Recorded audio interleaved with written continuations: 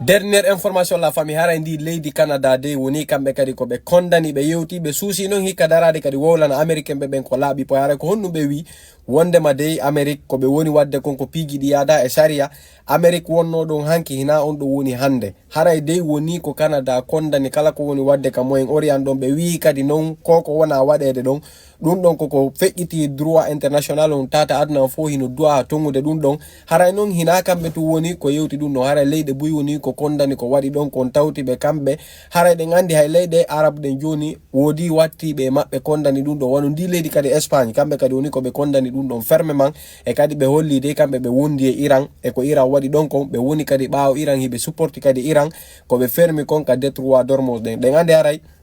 Amerique ni kambe kadi plan mabbe on fo ko honno ni Israel walli torte fino hettira hore mu fino hebira dole kanyum dun ka moy ngori andon hara joni leyde den fo fami politique mo aduna e mo Amerique woni zuude on parce que hande ko ta kon Israel ko kambe tum mari ko wete kon arme nucléaire ka mabbe don ko dun do wadi si taybe mari dole ka moy ngori andon jon non pays ji din fo woni ko fami tata hande dey woni leyde buy gira français Royaume-Uni den no leyde fo joni woni ko fuddi famude dey politique américain be ben ko fi intérêt ji mabbe din ka affaire pétrole ko wete kon pétrole dollar dum don non ara woni maya e kanyum masi de ira woni ko kondani dum non kambe din pigi do wonde magila pétrole mabbe on gira si tayi de ko wete kon seselo fesi wono yi do buttoyi fi kala be menasi ni si wa buttude taw haray de ko wete kon pétrole dollar be acca yeyi gol kambe pétrole mabbe on e mbuudi américain be parce que kambe be kondani fermement ko Amerique woni wadde kon ko Amerique baybe tayi Amerique joni ko don dominiri aduna on ko wi gol be wonde masi de hande mbuudi mabbe de yeyirtake awa ko wete kon dollar ko don be kondanirta be